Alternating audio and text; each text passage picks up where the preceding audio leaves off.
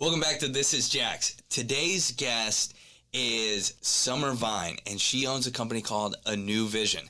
This is a pretty exciting company. Have you ever been to a sporting event and seen the TV screens everywhere, or maybe at an office place where there's speakers installed in the ceiling, a classroom even, where there's some sort of technology that helps educate and teach the class or do training? Her company, AnuVision, handles all the installation and management of those products, which is pretty cool because you and I use them almost every day of our lives and we don't even think about how they got there. Today we're going to talk about her story to becoming a business owner, her entrepreneurial path, what led her here to Jacksonville, how she fell in love with the city after a short time, and what the people of this city mean to her. So I'm excited to have this guest, Summer Vyne, on This is Jax. Welcome to This is Jax, a hyper-local podcast. We're going to do our best. We're going to bring on successful business owners, the people who drive the cities, share a lot about what makes our city so great. So you can be confident and comfortable. This is a city that you want to call home.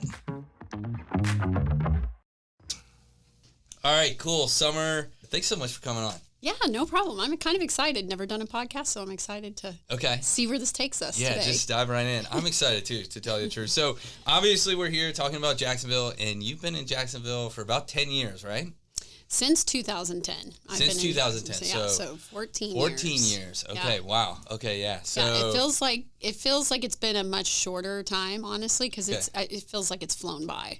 But, 14 years from Arizona. I'm a desert rat, so coming here was a shock to my system, but Totally different. But I couldn't imagine not being here, honestly. Okay. Cool. I couldn't go back to the desert, put it that way. All right. I love that. And that is, that's why you're so perfect to be here, and that's why I was excited when we first met. We had a little bit of conversation about this, and then I was like, you know what, I think you'd be the right fit to come on. Like, you've got to come on. And you agreed to it. So I was happy about that. So let's kind of talk about that, because a lot of folks, there's folks from here, obviously, and then there's people who aren't from here. And your story is great because you're not from here. So, and you had you grew up in other parts of the country, and then you also had a professional career in other parts of the country, and then you've been here. So you have something to compare Jacksonville to, right? Like, correct. You have, other experiences. And sometimes when people are from an area and they don't really know, like, is this how it is everywhere, or is this unique to our city? Is this something that makes our city so great? So I've got some notes here, and you've done a great job. I asked you for the notes, and you kind of broke them up. So let's talk about that. Let's just kind of talk about, even go back to your childhood. It looks like you were born in Texas, and then you made it to Arizona. Yep. Just tell me a little bit about that story that led you maybe up to the Jacksonville part. Okay. Well, yeah, so I was born and raised in Amarillo, Texas, and I was there for, till about seventh grade. And then at that point I moved to Arizona, and a little bit of culture shock there too. I came from a very small town, and the land of the flat, I guess, is the best way to explain Texas. Yes. I was in the Panhandle. So I get to Arizona, there's mountains, there's red rock, there's desert, heat, unlike I had ever experienced. No snow. Okay. I was used to shoveling snow in the winter. So big culture shock there. And then I stayed there. You were what, 12, 13? Yeah, I was really young. And I did high school in Arizona. And then I started my career in Arizona. And I lived there most of my adult life until 2010. And just a lot of life changes went on with me, and I had a great, thriving career, but I really wasn't happy personally. Okay. So I ended up, I was going through a divorce, which, that always is a lot of turmoil. Yeah. And I ended up moving to Florida, and I moved with the company that I was working for because I had a terrific career with that company. But once I got here, I started to change, right? So I changed my atmosphere. I changed the people I was around, right? I came here, had no friends, knew no one. So I had to kind of go branch out and meet new people and grow a business where I knew no one, right? They had brought me here to grow their business. But so it was like it was like starting over. It was Yeah. like starting a career over. It was starting my personal life over.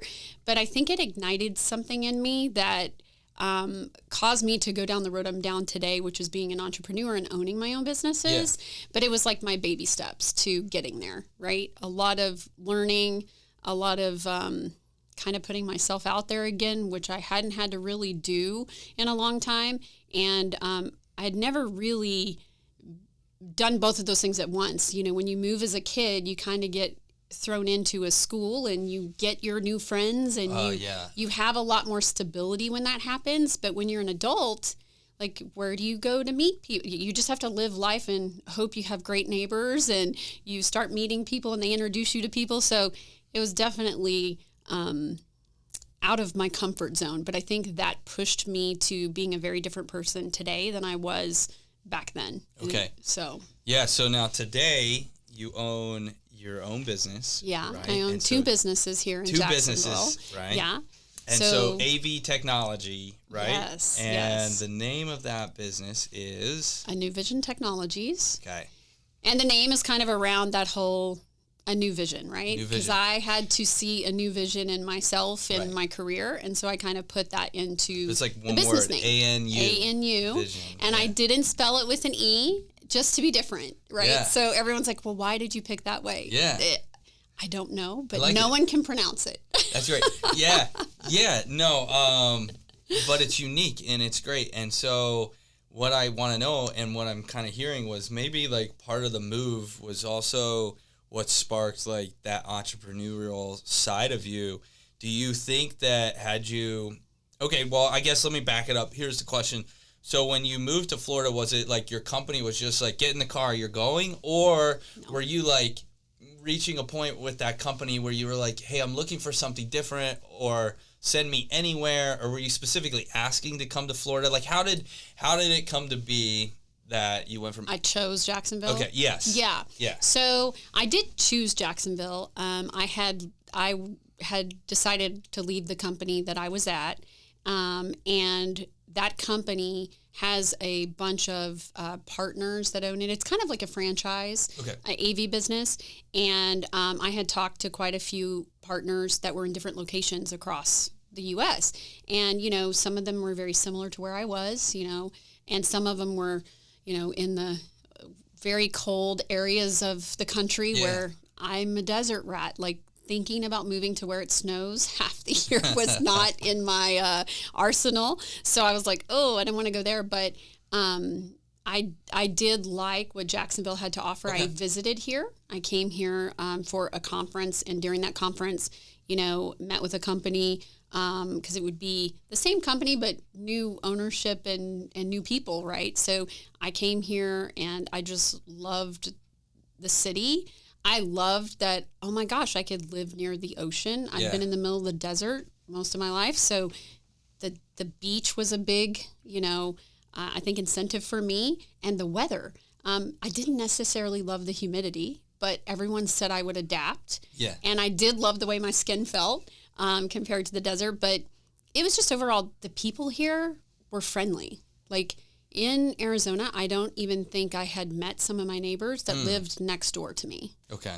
And when I came here, neighbors showed up at my house with food and drink and introduced themselves. And I was a little overwhelmed in the beginning. And everyone here said, you know, they were so polite. Yes, ma'am. Thank you. And I would always look twice, like, there's everyone here just has, I have to say that everyone here is just so nice, but they also have manners. And I think on the West Coast, it's just different. People have gotten away from that. And I don't think you really recognize it until you aren't here for a period of time. Cause it was almost shocking when I moved here. Like, is everyone here so nice? Is everyone here so polite? Yes. Whereas the West Coast is not really built like that. Okay. And I've heard that before from other people. I've got a lot of people in my circle that are here from other places, and the way they've described it too is like not just like nice, but like a genuine side of it. So they'll be straightforward with you if you're wrong, right? At the same time, but in general, they're going to give you the benefit of that and be great to you. Where like some other parts of the country, people might seem nice on the surface, but behind closed doors, they're not as nice, right? Exactly. And so here, where I've heard that. We're a little more honest here in that. So that's cool to hear you say that, because it's confirming some of the stuff I've heard over and over again, and feel myself. I love it here. So for me, and I've talked about it before, I'm not from here. I'm from South Florida, and I came up here. So moving here, was it like, obviously you chose it, so you were looking into it, so you had interest in the city. But at what point did you like fall in love with our city? Was it, year one? I was in love the moment I got here, or, year three, it kind of grew on me, and then I was like, this is where I'm going to stay. What about that? When did you fall in love with Jacksonville? Yeah, I mean, I thought I loved it when I chose it and moved here, but I really didn't fall in love with Jacksonville it took me about a year. Okay. And I think it was just adapting to such the drastic change in weather, people, job, meeting people, all of that, I think adds to you having overall good experience in life. So it took about a year for all of that to kind of cement in. And, I had some struggles when I first moved here. And then I ended up leaving the employer that I came here for. Right. And that was hard because I had been with that employer 13 years. And so it was just a shift, again, a big shift. And I had only been here a couple years, but I think all those changes were learning lessons, and they ignited me to do something more and to do something that I felt more passionate about. Okay. So I did right away when I left that job, open up my studio, which is an aerial art studio. It was my hobby. I loved doing it, but I had nowhere here to do it and train. So I opened it. I took money out of my 401k to get it open and design it and make it the way I wanted it. And now, 13 years strong, it's been going, and which has been wonderful. But that kind of sparked that entrepreneurship, but I always felt like I needed a job that I worked for someone, right? It took me at that point going, no, I don't. And I did partner with somebody and open an AV business, but having a partner showed some struggles too, because that partner was in California, and it was difficult. It was a very difficult road, but a lot of good life lessons in that to put me where I am today. Like I feel very good about my company, where we're going, the partnerships we've formed. We have incredible relationships with our manufacturers and our customers, and if it weren't for those things, we would not be as successful as we are. It takes all of those things intertwining together to be successful. But I think I fell in love with Jacksonville immediately, but decided I would never leave here probably after the first year. Okay. Even though I got bumpy, it was like, I love it here. Yeah. And I think once I cemented that this was my hometown now and that I'm here to make this place better, it changed my whole perspective. And that's when the entrepreneurship came out, and it's like, I'm going to open businesses here, and I'm going to create a better life for me and everyone around me, and give people stuff they haven't had before, because there wasn't an aerial art studio here in Jacksonville when I opened. Now I've seen several open and close since then, and we're still going strong, but we were the first and we're still here. So that's amazing. Yeah, that is super cool. And it's really cool that you started that first. And started my hobby first. Started your hobby first, yeah. And you found a place for it in the city. That's kind of one of the benefits. I talk about the city moving a little bit at a slower pace, and then if you come in as an outsider, or even if you are, a native local here, but you see an opportunity to do something, maybe something that's happening in other parts of the country, there's opportunity here to grow that. So I think sometimes that slower pace is what gives the entrepreneurial spirit an advantage. And so that's really cool. And now with that, you're still going strong. And you tell me a little bit more about the studio, what you do, because we talked about it before. Different events and parties and all that. And so you're getting to see also.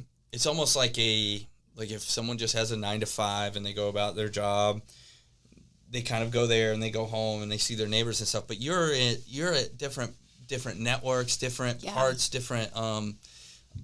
How would you say, different types of people within the same city. So you get like a window into everything with that, correct? Yeah, it's been interesting because my aerial business is instead of people when they get off work going to the gym, they come into our facility and they learn how to do things they never thought they could do, right? They can get on silks and fly in the air and be like Cirque du Soleil, or, get on a lyra and spin and do all kinds of tricks. They can learn how to do a handstand. We have adults that were like, I never learned how to do a handstand, and now we're balancing them on their hands and we move them to pegs, and they're crazy. Amazed that they can do it, right? And then we have pole fitness there, so women come in and just love. That is a big.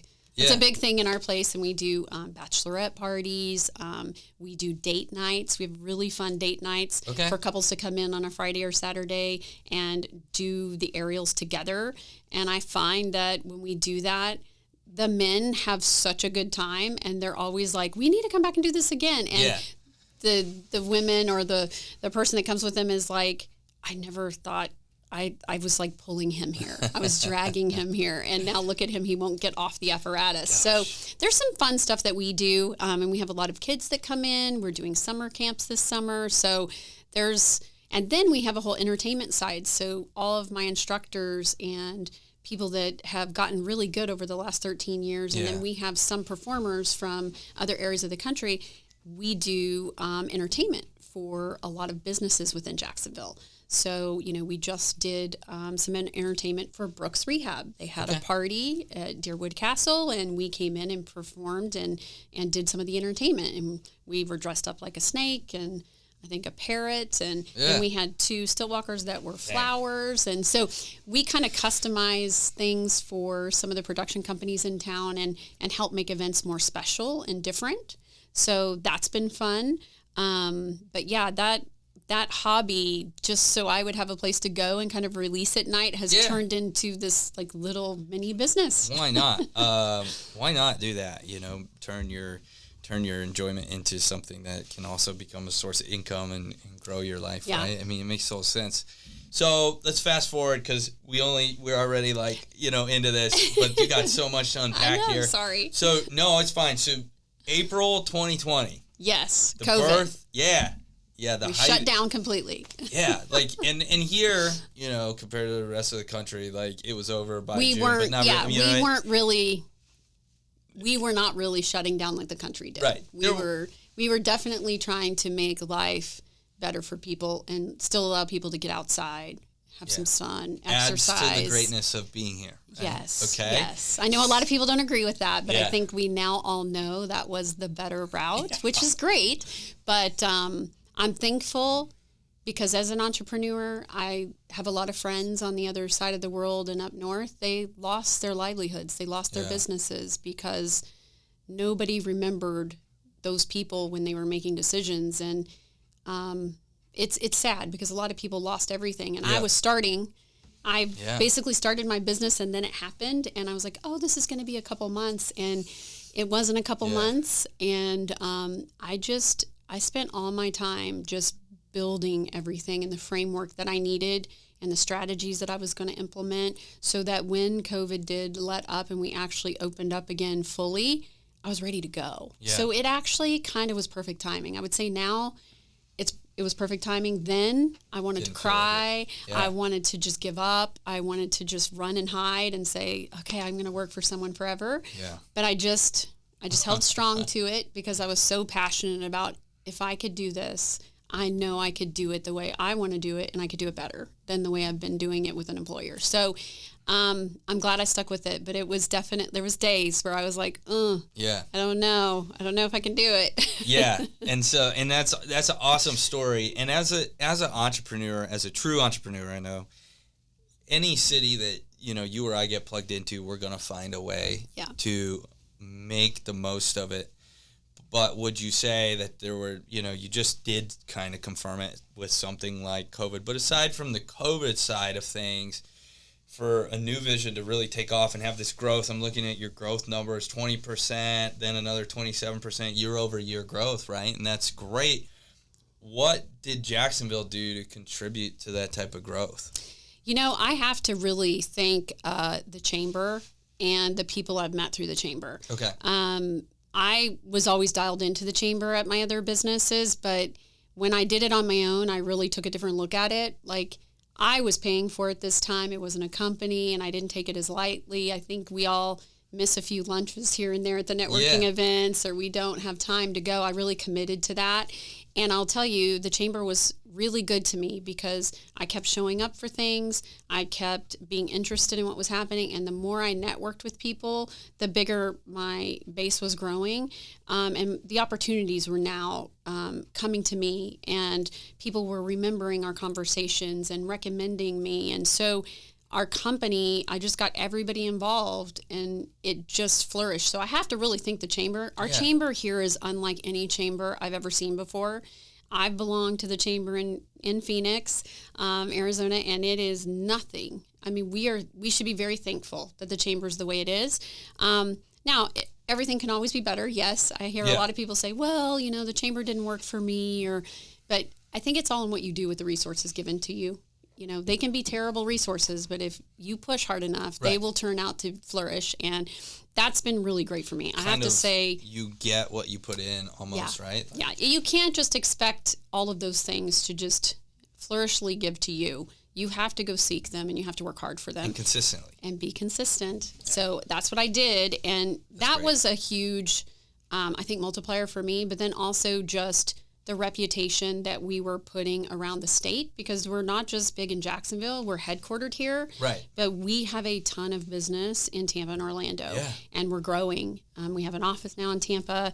We are growing leaps and bounds with employees now, and our customer base is growing, but we're trying to maintain not growing too fast. No, I've heard you made the joke, kind of, don't call me on Super Bowl Sunday. Yes. To come fix the TV at your house. Yes. So give us a little. You've got some pretty big customers. Yeah. At AnuVision. So I mean, give for them listening who are like, I'm. What do we do? What do we do? Yeah, give them the lowdown, the layman's terms, if you will, right, as to what you do. Well, so we're an audio video integrator. We're commercial, so we don't do any home theater. Like I said, don't call me Super Bowl Sunday, right? That's kind of my inside joke for everyone. But we do commercial audio video. Like if you go to the Jaguars game and you see the big video walls and the displays around the stadium, we do things like that. We make sure all those integrated things go back to a head end that can feed all the images you're seeing. Okay. We do a lot within the school districts. One of our big clients is Duuuval County Public Schools. They did do a recent bid award, and we were one of the companies on that, and that's been wonderful because we've been able to do some great things in our own community. We're doing things with Hillsborough County. We're, you name it, it's one of our other clients. We do a lot of higher ed, so we do like stuff at University of Tampa, we do stuff at UNF, FSCJ here locally, JU, so, but all the way to having customers, like a ViStar. So we have a lot of corporate people, but we do a lot of government too. So we do a lot of work with the city of Jacksonville. We are a JSEB vendor, which has been instrumental. We are a minority woman-owned business. So what's great about that, because I'm Native American, is we have certifications that help those entities, those government entities, with their diversity qualifications. Okay. So we're helping them and they're helping us. So it's kind of a great match. But those things have been huge and instrumental in our business growth. That's awesome. Yeah. That's awesome.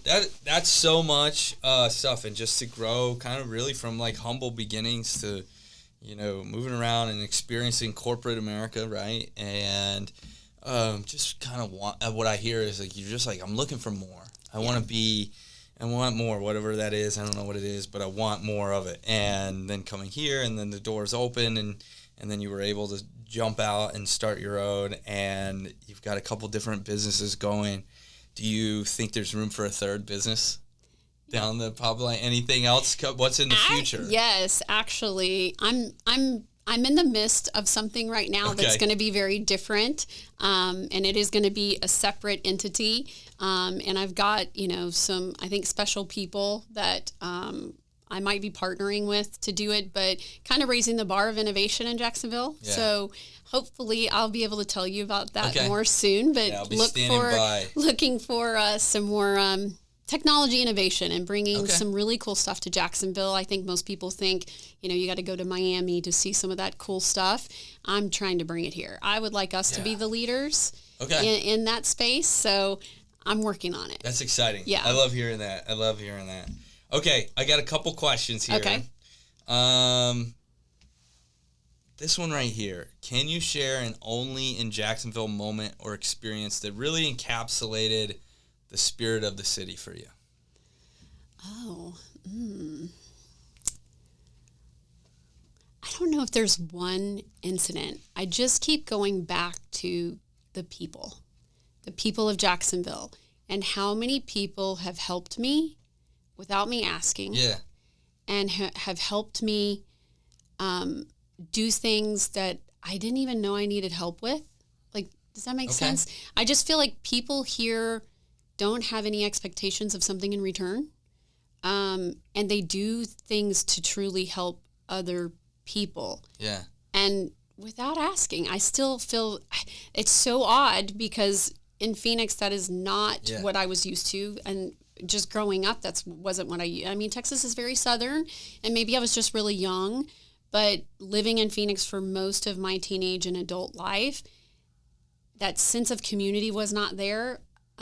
There's so many people in Phoenix, and it's so split up into groups, and it's just so like you don't know who your neighbor is, and if people don't have to talk to you, they don't. I can walk out of Publix tomorrow picking up something at the store, and 5 people will say hello to me as I'm walking out. It's true. They just don't. I think that is the key piece that is so different, but I love it. That's good. I love that part of it. That's really good. I think when you and I met in passing, you were like, hey, I'd love to sit down and just talk to you, get to know more about you. And I was like, great. Like those kind of introductions don't happen like that. I think it's really the people. I can't say one time. Yeah. All I can say is the people here in this somewhat southern town of Jacksonville, because everyone tells me we live in the South, yeah. And I was thinking when I moved here, Miami Beach, this is going to be amazing. Yeah. Palm trees and all the stuff you see on, TV. And then I got here and was like, oh, this is so different than what I expected. But I love it. Like I wouldn't change that for anything. Gosh, I love that. And I love hearing it because, I feel the same way. I love Jacksonville. Well, and if you have kids, right? Yeah. And they're young. Yeah. What a great place for them to learn how to be hospitable. Yeah. Manners. I'm telling you, that's just not everywhere. So your kids are going to have, a great, like the beach is right down the street, but the way they treat people and the way people treat them, that you can't replace that when you have little ones like that.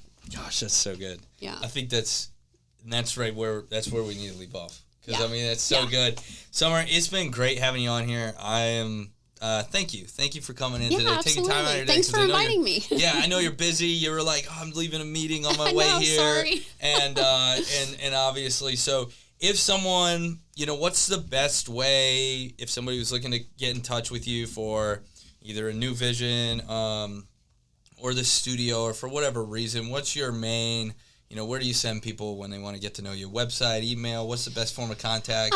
I usually say if you're on LinkedIn, go to LinkedIn because I have all of that up there and you can direct message me. They can go to both of my websites. If you go to AnuVisionTech.com, we have a place where you can connect and reach out to me. And then Bittersweet Studios is the name of our aerial studio, and you just reach out to us on our website as well, bittersweetfitstudios.com, and you can reach me at either place.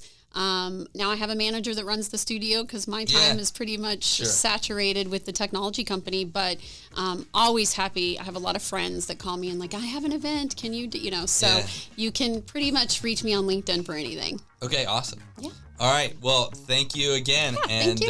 We'll see you next week on This Is Jax. Yeah. Thank you.